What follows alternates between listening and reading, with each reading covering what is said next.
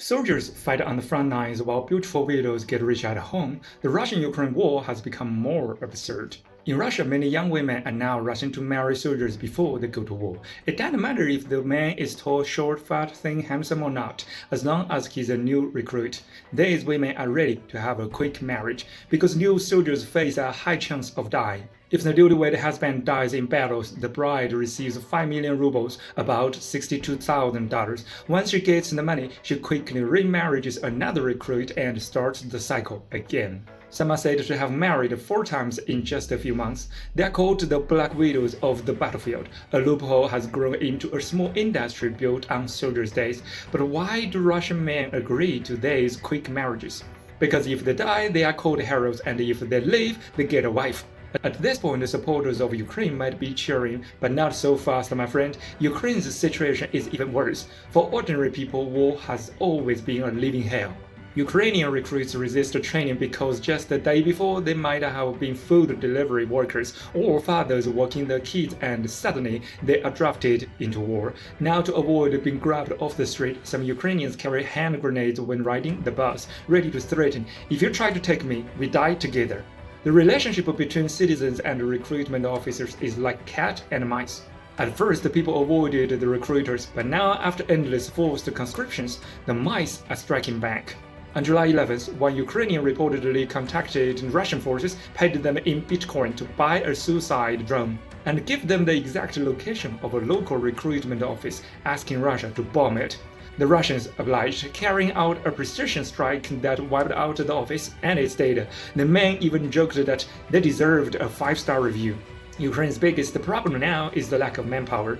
There simply aren't enough soldiers. To fill the gap, Zelensky keeps changing the draft rules. The age limit raised to 60 or even beyond, and now anyone 17 or older must register. Even those with tuberculosis or HIV are being conscripted, and in some cases even the blind have received draft notices.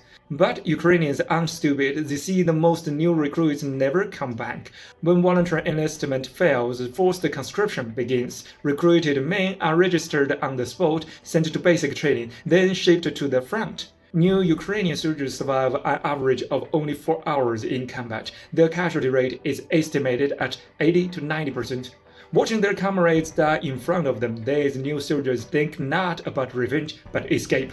Desertion has skyrocketed. From January to May alone, there were 25,000 reported desertion cases, with total deserters reaching 400,000. Many now hate not the Russians, but their own recruitment officers, commanders and barrier troops that shoot anyone who retreats. In March last year, soldiers of Ukraine's 72nd Mechanized Brigade mutinied, furious at officers ordering suicidal attacks. They shot a major and a lieutenant. In July this year, after months without rotation, one soldier killed his commander, Leah Kharkiv, and defected to the Russians, saying that our own people are scarier than the enemy. That single line cut to the core truth of this war. Ukrainian soldiers are being used as disposable points. And what about the pay? Shockingly low. On August 7th, a Ukrainian amputee said he lost both legs yet receives only $37 a month. So where did all the Western aid money go? Straight into corruption. From top generals to recruit officers, soldiers fight and die, while officials grow rich on bribes and blood. Even some soldiers must buy their own gear and weapons. No money, no supplies, yet they are still ordered to die on the battlefield.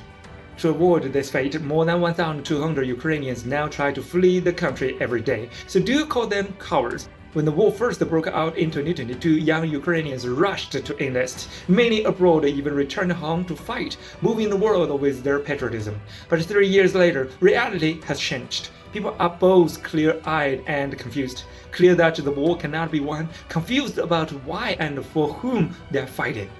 The soldiers are dying, national assets are being sold off, and the country is buried in debt. Who can still say they fight for the nation? It feels more like fighting for Zelensky and for the interests of the West, or even you can say for Putin, never for the people anyway. At this point, the war is no longer about who wins or loses. It's about the endless money burnt, the lives lost, the families shattered, and the futures destroyed. Scavengers are everywhere. Neither Russian nor Ukrainian soldiers are truly to blame. The real fault lies with those who pushed NATO eastward, and with the foolish politicians who turned Europe into a battlefield. Follow me on Eastern Perspective to see the world.